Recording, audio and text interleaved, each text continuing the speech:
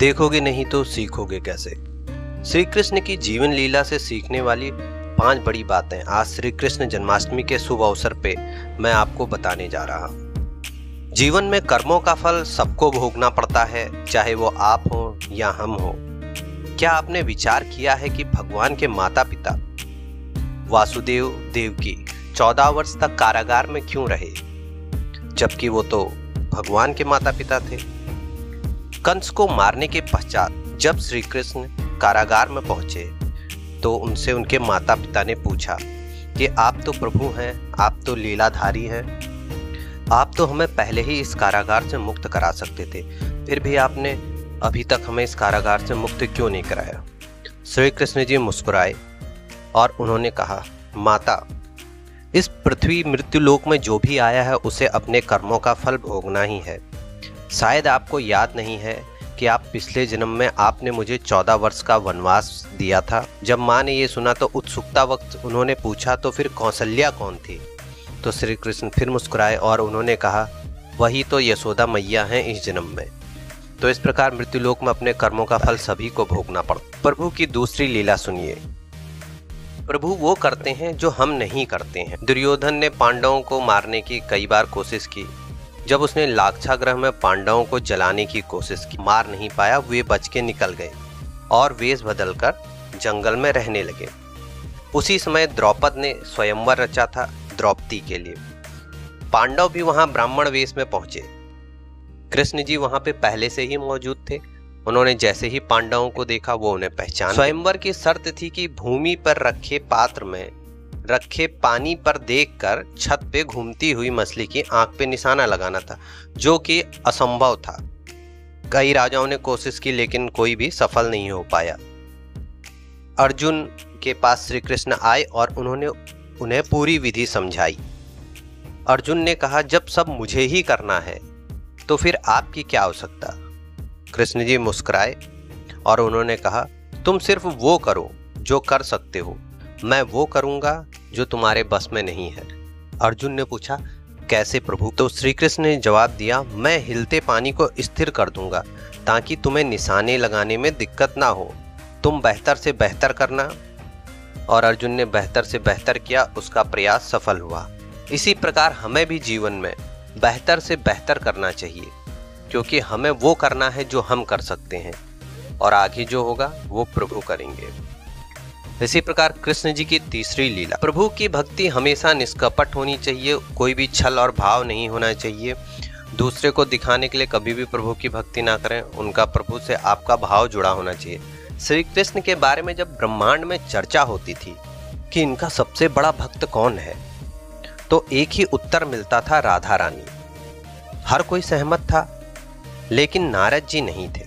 नारद जी समझते थे कि मैं हूं इनका सबसे बड़ा भक्त। एक बार नारद जी श्री कृष्ण से मिलने द्वारकापुरी पहुंचे। नारद को आता देख श्री कृष्ण सर पकड़कर बैठ गए।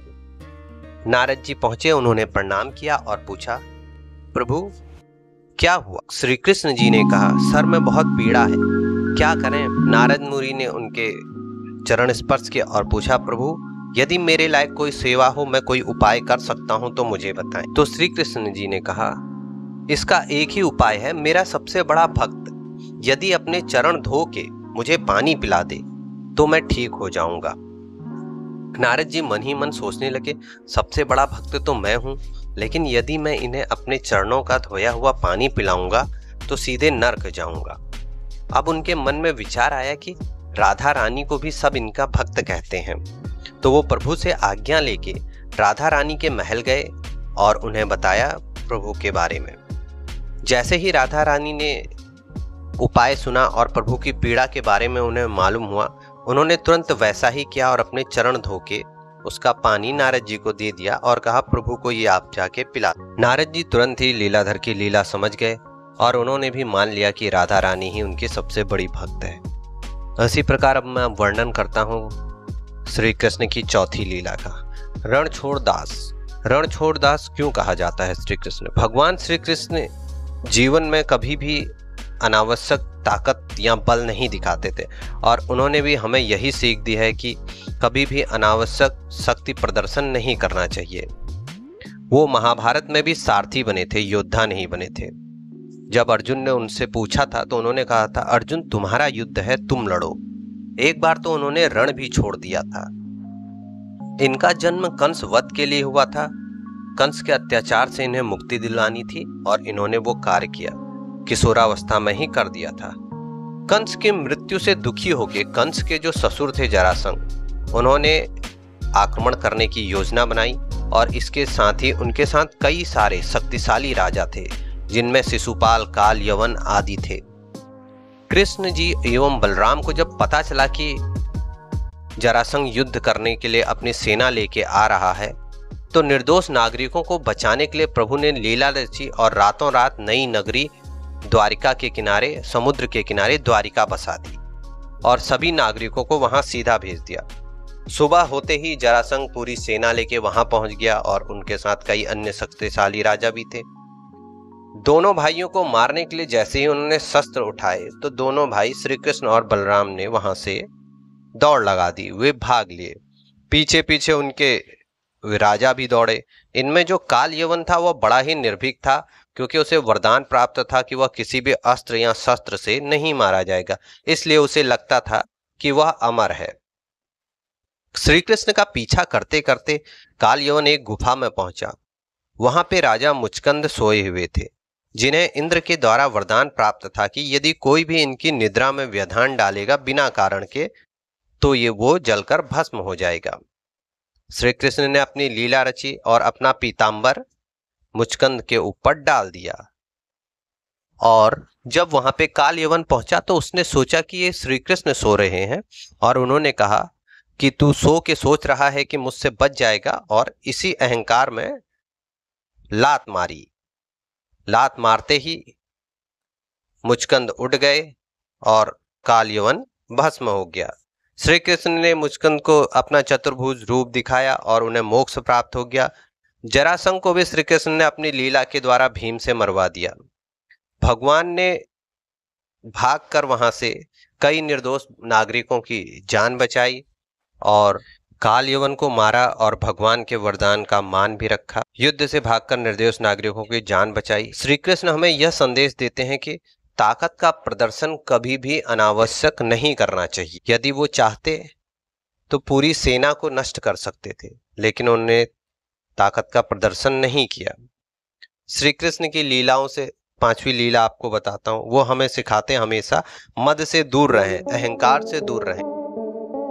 एक बार श्री कृष्ण और उनकी एक रानी सत्यभामा सिंहासन पर विराजमान थे और साथ ही उनके आसपास गरुण जी, सुदर्शन चक्र भी स्थापित थे, विराजमान थे। अचानक सत्यभामा ने श्री कृष्ण जी से पूछा, त्रेता युग में सीता जी जो आपकी पत्नी थी, क्या वो मुझसे भी सुंदर थी? कृष्ण जी समझ गए कि इनको अहंकार आ गया है, इनको घमंड आ चुका है। तभी गरुण ने पूछा, प्रभु क्या कोई मुझसे भी तेज उड़ सकता है?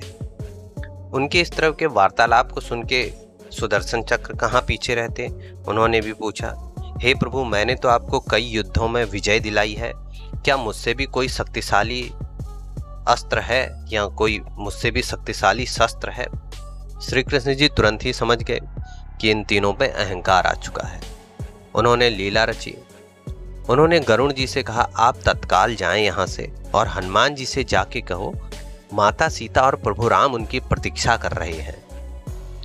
और सत्यभामा को सीता बनने को कहा। उन्होंने कहा, आप सीता जी का रूप रखें, और स्वयं श्री राम बन गए। उन्होंने सुदर्शन को आज्ञा दी कि आप जाइए और द्वार पर खड़े हो जाइए, पहरा दीजिए, मेरी आज्ञा के बिना कोई भी अंदर नहीं आना चाहिए। इस प्रकार से गरुण जी तत्काल ही निकल गए और हनुमान जी के पास पहुंचे और उन्होंने संदेशा दिया कि माता सीता और श्री राम आपकी प्रतीक्षा कर रहे हैं, आप चलिए। उन्होंने देखा कि हनुमान जी वृद्ध हैं, तो उन्होंने सोचा वो कहाँ आ पाएंगे। उन्होंने कहा, मैं चलता हूँ हनुमान जी, आप आइएगा आराम से। और यह कह के गरुण जी वहां से चल दिए। जब वो महल पहुंचे तो वहां पहुंच के क्या देखते हैं कि श्री हनुमान जी प्रभु राम के चरणों में बैठे हुए। इस प्रकार गरुण जी का घमंड टूट गया कि वो सबसे तेज है। श्री कृष्ण जी ने हनुमान जी से पूछा, आप महल में प्रवेश कैसे कर गए? क्या आपको किसी ने रोका नहीं? तो हनुमान जी ने कहा, हाँ, मुझे रोकने की कोशिश की गई थी और अपने मुख को खोला और उसमें से सुदर्शन चक्र निकाला और उन्होंने कहा कि ये मुझे रोक रहे थे तो इन्हें मैंने अपने मुंह में धर लिया। इसके साथ ही सुदर्शन चक्र का भी घमंड टूट गया। हनुमान जी ने श्री कृष्ण से कहा, प्रभु एक बात समझ में नहीं आ रही, आपकी ये क्या लीला है? तो श्री कृष्ण जी ने कहा, पूछिए। तो उन्होंने कहा कि आपने माता सीता के स्थान पर यह किस दासी को बैठाला हुआ है और क्यों बैठाला हुआ? उनके जब यह वचन सुने तो इसके साथ ही सत्यभामा का भी घमंड छूट गया।